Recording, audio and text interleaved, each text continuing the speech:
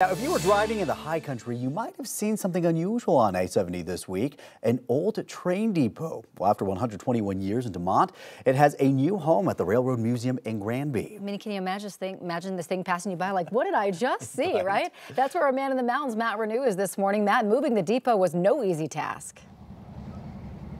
You're right, Corey and Jordan. Good morning. Anyone on mountain roads yesterday no doubt saw it. For more than 120 years, the Dumont train depot has been pretty much in the same place, but yesterday they loaded it up on a semi and then hauled it away on a historic mountain journey to Granby.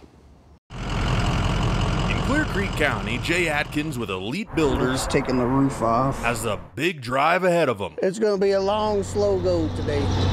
Putting the hammer down on a heavy load. That's 67,000 loaded. That might not be the biggest thing he's hauled, but is certainly the most historic. It's going to be the oldest thing I've ever hauled. It's been here a long, long time. A 120-year-old train depot. This was the original Colorado and Southern Railroad depot, built originally in 1902. That was once also a post office in Dumont. And this was their post office and their train depot. Then used for storage at Mad Adventures Rafting. Keeping that wire from flopping off the board. But is now being preserved by moving it to the Moffat Road Museum in Granby. We're going to get to put it to new life as a community center and event center at the museum. And museum director David Naples says it all starts by rolling this old building down mountain highways, along I-70, then over Loveland Pass, and through a few mountain towns to its new home. We are a history museum.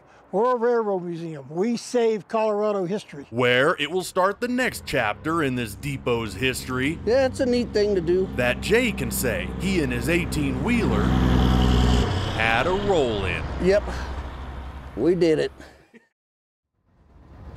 They did do it. The new home there, the depot's in place here at the museum. To move it and restore it will cost between $80,000 and $90,000 using donations here at the museum to get all of that done.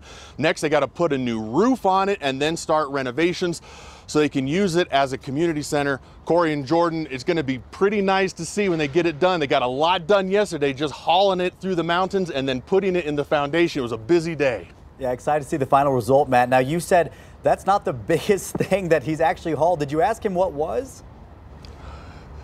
Yeah, you know, he's hauled a lot of houses as well as this depot, and then double-side houses, he said, that have been just slightly bigger, not much. We're talking about just feet. So this was close to one of the biggest things he's ever moved, and certainly one of the oldest.